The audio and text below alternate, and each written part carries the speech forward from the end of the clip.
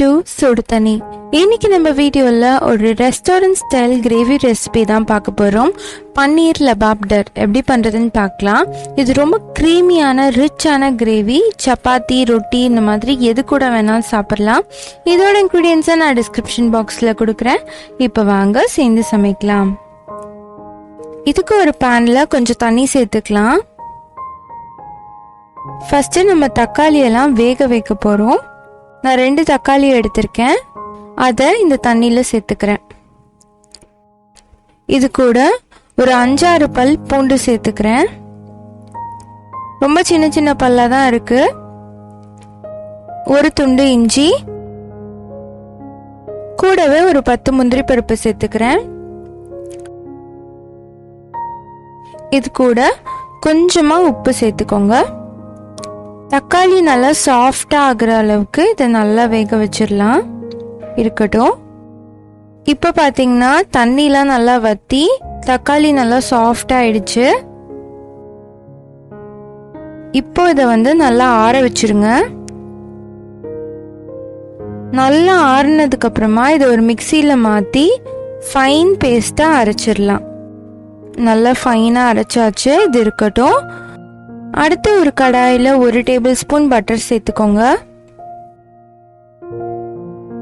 இது லைட்டா மெல்ட் ஆனதுக்கு அப்புறமா இதுல ஒரு பிரிஞ்சி இலை சேர்த்துக்கலாம். கூடவே 2 ஏலக்காய், 2 கிராம்பு, ஒரு பட்டை சேர்த்துக்கோங்க. கூடவே 2 பெரிய வெங்காயத்தை ஃபைனா சாப் பண்ணி வச்சிருக்கேன். அதையும் சேர்த்துக்கிறேன்.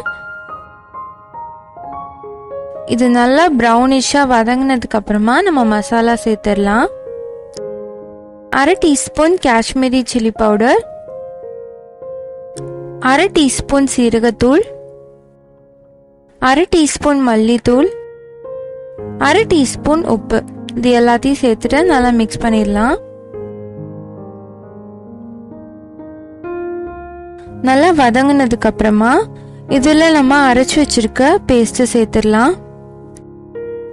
இது காஷ்மீரி சில்லி பவுடர் சேர்த்துருக்கனால நல்ல கலர் கொடுக்கும். ரொம்ப அப்பீடைசிங்கா இருக்கும் பார்க்கறதுக்கு. நம்ம கேஷ்யூ நட்லாம் சேர்த்துருக்கனால இது நல்லா க்ரீமியா இருக்கு. அந்த மிக்ஸியை அலசி அந்த தண்ணியும் சேர்த்துக்கிறேன்.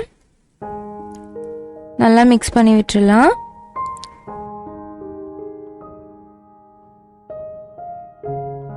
இப்போ இதை கொஞ்ச நேரம் கொதிக்க வச்சிருங்க.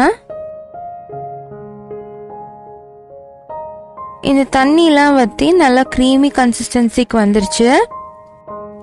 இப்போ இதில் நான் 150 கிராம் பன்னீர் சேர்த்துக்கிறேன். நீங்கள் க்யூப்ஸாக கட் பண்ணி கூட இதில் சேர்த்துக்கலாம். நான் கொஞ்சம் நீட்டமாக கட் பண்ணியிருக்கேன். நல்லா மிக்ஸ் பண்ணி விட்டதுக்கு அப்புறமா கொஞ்சம் பன்னீரை நான் துருவி வச்சுருக்கேன். இது ஒரு 50 கிராம் இருக்கும். அதையும் நான் இதுக்குள்ளே சேர்த்துக்கிறேன். நல்லா மிக்ஸ் பண்ணி விட்டுருங்க. இது எல்லாம் நல்லா மிக்ஸ் ஆனதுக்கு அப்புறமா இதுல 1 டேபிள் ஸ்பூன் ஃப்ரெஷ் க்ரீம் சேர்த்துக்கலாம். நான் முன்னாடியே சொன்ன மாதிரி இது ஒரு ரிச் க்ரீமி கிரேவி. இது எல்லாம் சேர்த்திங்கன்னா தான் அந்த டேஸ்ட் வரும். கடைசியா வாசத்துக்காக 1/2 டீஸ்பூன் கரம் மசாலா சேர்த்துக்கிறேன். ஆல்மோஸ்ட் ரெடி ஆயிடுச்சு. கொஞ்சமா கொத்தமல்லி இலை சேர்த்துக்கலாம். நம்மளோட பன்னீர் லபாப்டர் சூப்பரா ரெடி ஆயிடுச்சு. இது நான் கூட ஒரு சூப்பரான காம்போ. ஆனால் நீங்கள் எந்த ஒரு இந்தியன் பிரெட்ஸ் கூட வேணாலும் சாப்பிடலாம். நீங்களும் இந்த ரெசிபியை ட்ரை பண்ணி பார்த்துட்டு எப்படி வந்துச்சுன்னு கமெண்ட் பண்ணுங்க. இந்த வீடியோ உங்களுக்கு பிடிச்சிருந்தா லைக் பண்ணுங்க. சுடு தண்ணி சேனலை சப்ஸ்கிரைப் பண்ணுங்க. தேங்க்யூ.